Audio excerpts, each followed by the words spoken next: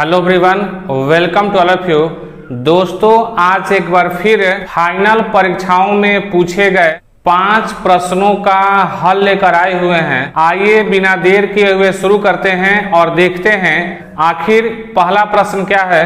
देखिए यहाँ पर लिखा हुआ है पहला में, tan 60 डिग्री का मान क्या होगा।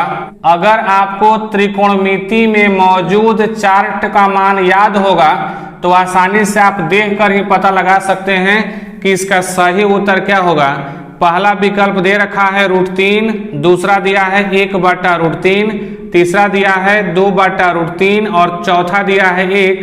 अब देख लेते हैं कि आखिर इसका सही उत्तर क्या होगा।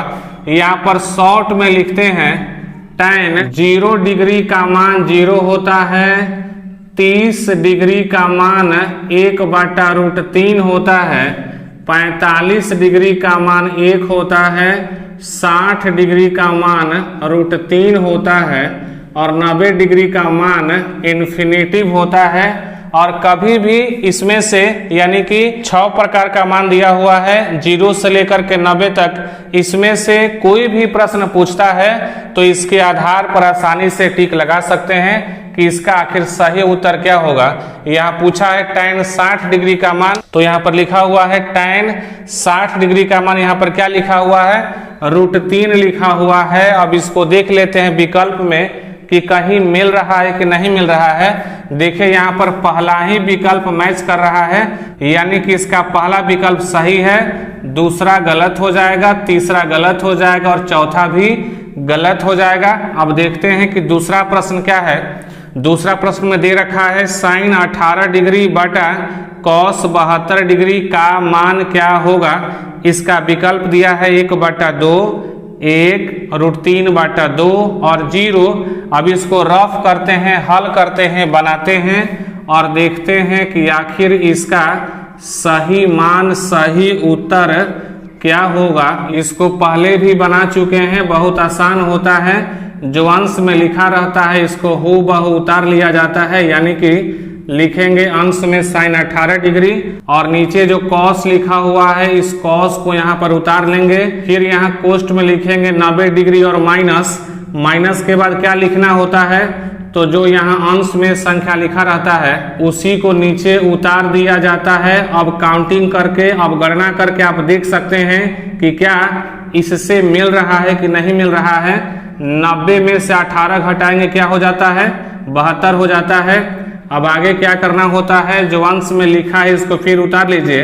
क्या लिखा हुआ है, तो sin 18 डिग्री लिखा हुआ है, यहाँ लिखिएगा sin 18 डिग्री बटा और नीचे लिखा है cos 90 डिग्री माइनस 18 डिग्री। तो इसका सूत्र आप जानते हैं, cos 90 डिग्री माइनस थीटा बराबर क्या होता है, sin थीटा होता है। तो sin लिखेंगे और थीटा का काम कर रहा है 18 डिग्री, इसको हूबहू उतार लेंगे। अब क्या होगा, दोनों ये कट जाएगा, क्या बचेगा 1, इसका सही उत्तर होगा। अब देख लेते हैं विकल्प में कहीं दिया है कि नहीं दिया है।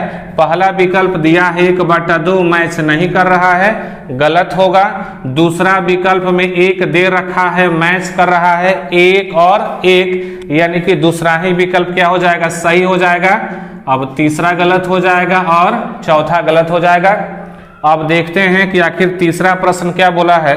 तीसरा प्रश्न में बोला है 2 बिंदु 2, -2 और -2, को मिलाने वाले रेखाखंड के मध्य बिंदु का नियामक क्या होगा।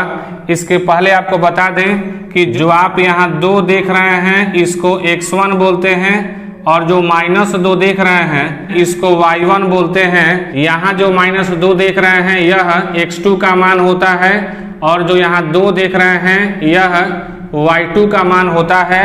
अब देखते हैं कि आखिर कि मध्य बिंदु के नियामक का सूत्र क्या होता है। यहाँ लिखा हुआ है मध्य बिंदु का नियामक। अब इसका सूत्र क्या होता है, बहुत आसान सूत्र होता है। क्या होता है, x1 + x2/2, y1 + y2/2, ये इसका सूत्र होता है। अब इसी सूत्र पर मान को बैठाते हैं, जो मान प्राप्त होगा वही इसका विकल्प होगा।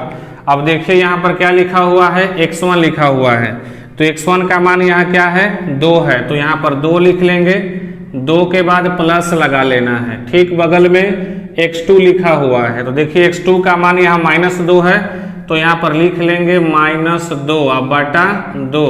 फिर देखिए बगल में क्या लिखा हुआ है, यहाँ y1 लिखा हुआ है, तो y1 का मान देखिए यहाँ पर लिखा है -2, तो यहाँ लिखेंगे -2 प्लस यहाँ y2 लिखा हुआ है, देखिए यहाँ y2 का मान यहाँ 2 लिखा हुआ है, यहाँ पर लिख लेंगे 2 और बटा में पहले से 2 मौजूद है। अब देखिए क्या करते हैं, यहाँ लिखा है 2, इसको उतार लेंगे, प्लस और माइनस क्या होता है, माइनस होता है, तो माइनस उतार लेंगे, यहाँ 2 लिखा है तो 2 को उतार लेंगे और बटा के नीचे 2 लिखा है, इसको उतार लेंगे।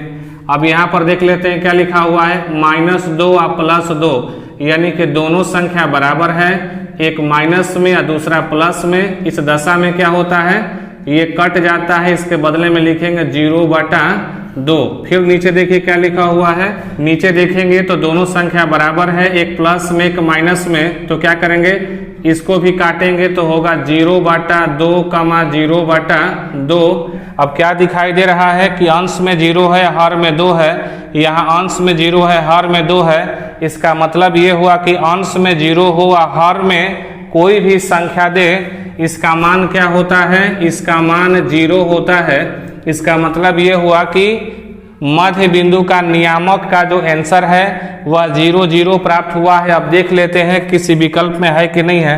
यहाँ देखिए पहला है 2,0 गलत उत्तर, दूसरा 0,2 गलत उत्तर, तीसरा 4,-4 गलत उत्तर, चौथा 0,0 ये आपका सही हो जाएगा, यानी कि इसका चौथा विकल्प सही होगा। 4 नंबर देखिए क्या लिखा हुआ है, 2 बिंदु 2,3 और 4,2 के बीच की दूरी क्या होगा। इसका विकल्प दिया है √2, √3, √5 और √6। इसका मतलब ये हुआ कि दूरी सूत्र का इस्तेमाल करेंगे। यहाँ 2 बिंदु क्या दे रखा है, तो P और Q दिया है, यहाँ पर लिखेंगे PQ बराबर रूट, इसको दूरी सूत्र बोलते हैं, x1 - x2 the whole square plus y1 - y2 the whole square. अब इसका मान रख लेते हैं। अब होता क्या है, इसमें जो 2 देख रहे हैं यह x1 का मान है, और जो 3 देख रहे हैं y1 का मान है, 4 देख रहे हैं x2 का मान है, 2 देख रहे हैं y2 का मान है। अब देखिए क्या बोला है, यहाँ बोला x1, यहाँ x1 का मान क्या दिया है, 2 दिया है, तो यहाँ x1 का मान 2 लिखेंगे और माइनस उतारेंगे। x2 का मान क्या दे रखा है, तो x2 का मान यहाँ 4 दिया हुआ है, यहाँ पर आसानी से 4 उतार लेना है, स्क्वायर लगा लेना है, प्लस y1 का मान क्या दिया है, देखिए y1 का मान यहाँ 3 दे रखा है, तो यहाँ पर क्या लिखेंगे, 3 लिखेंगे और माइनस y2 का मान 2 दिया है, तो यहाँ पर लिखेंगे 2 और स्क्वायर लगा लेंगे। अब आगे बढ़ते हैं, देखते हैं क्या बोलता है। 4 में से 2 घटाएंगे -2, स्क्वायर लगा लेंगे। 3 में से 2 घटाएंगे 1 होगा, स्क्वायर लगा लेंगे। अब आपको पहले भी बताए हैं कि पावर में सम संख्या होता है तो माइनस को हटा देते हैं, तो सम संख्या की वजह से माइनस हट गया। अब 2 का स्क्वायर क्या हो जाता है, 4 हो जाता है। 1 का स्क्वायर क्या होता है, 1 होता है। अब दोनों को जोड़ेंगे तो क्या होगा, 4 में 1 जोड़ेंगे तो क्या होगा, 5 हो जाएगा, यानी कि आंसर क्या प्राप्त हुआ है, √5 प्राप्त हुआ है। अब देखिए विकल्प में है क्या, पहला विकल्प है √2 गलत हो जाएगा, दूसरा है √3 गलत हो जाएगा, तीसरा है √5 और √5 दोनों मैच कर रहा है, इसका मतलब कि तीसरा विकल्प सही हो जाएगा और चौथा आपका क्या हो जाएगा, गलत हो जाएगा। अब देखिए 5वां नंबर क्वेश्चन क्या बोला है, एक घनाभ के कोरों की लंबाई क्रमशः 3 सेंटीमीटर, 4 सेंटीमीटर और 12 सेंटीमीटर है, तो घनाभ के विकर्ण की लंबाई क्या होगी। पहला विकल्प है 5 सेंटीमीटर, दूसरा 9 सेंटीमीटर, तीसरा 13 सेंटीमीटर, चौथा 17 सेंटीमीटर। अब इसको बनाने से पहले सबसे पहले क्या करेंगे, यहाँ जो मान दे रखा है इस मान को पहले कुछ मान लेते हैं। जैसे यहाँ पर लिखते हैं, 5वां नंबर क्वेश्चन को हल कर रहे हैं, लिखेंगे L बराबर 12 सेंटीमीटर, B बराबर 4 सेंटीमीटर और C बराबर 3 सेंटीमीटर। ठीक है, क्या माने हैं, एल बराबर 12 सेंटीमीटर, बी बराबर 4 सेंटीमीटर, सी बराबर क्या लिखा हुआ है, 3 सेंटीमीटर लिखा हुआ है। पूछा क्या है, क्या चीज पूछा है, घनाभ के विकर्ण की लंबाई, शॉर्ट में यहां लिखते हैं विकर्ण, आप समझ लीजिएगा, विकर्ण के जगह पे रहेगा घनाभ का विकर्ण। तो घनाभ का विकर्ण का सूत्र होता है √L² plus B² plus H²। अब आगे देखिए क्या होगा, L का मान यहाँ पर क्या लिखा हुआ है, 12 लिखा हुआ है, यहाँ पर आसानी से 12 उतार लेंगे। B का मान 4 लिखा है तो 4² लिख लेंगे। C का मान 3 लिखा है तो यहाँ 3² लिख लेंगे। आगे देखते हैं आगे की प्रक्रिया क्या है, 12 का स्क्वायर क्या होगा, 12 का स्क्वायर होगा 144 प्लस 4 का स्क्वायर क्या होगा 16 होगा और 3 का स्क्वायर क्या होगा 9 होगा। अब क्या करेंगे, इस सबको जोड़ेंगे तो होगा 169 होगा, क्या होगा 169 होगा। अब आगे की प्रक्रिया क्या है, तो क्या कोई ऐसी प्राकृतिक संख्या है कि उसी को उसी में गुणा करें तो 169 आ जाए, तो वैसी संख्या होती है 13 गुणे 13। अब होता क्या है, यहाँ करणी के घात में 2 छिपा हुआ रहता है, ये करणी का घात है, यहीं पर 2 छिपा हुआ रहता है और इसका मतलब होता है कि करणी के अंदर एक ही तरह का 2 संख्या होता है, तो उसमें से क्या करते हैं, एक को बाहर निकाल देते हैं, यानी कि 13 इसका सही उत्तर हो जाएगा। अब देख लेते हैं क्या विकल्प में यह मान है कि नहीं है। पहला है 5 सेंटीमीटर, गलत हो जाएगा। दूसरा 9 सेंटीमीटर, गलत हो जाएगा। तीसरा 13 सेंटीमीटर मैच कर रहा है, देखिए 13 सेंटीमीटर यहाँ भी लिखा हुआ है, यानी कि दोनों मान मैच कर रहा है, अतः इसका सी विकल्प सही होगा और डी विकल्प क्या हो जाएगा, गलत हो जाएगा। तो ये था फाइनल परीक्षाओं में पूछे गए 5 प्रश्नों का हल। तो अब आपसे मिलते हैं अगले वीडियो में फिर 5 प्रश्न और उसके हल के साथ।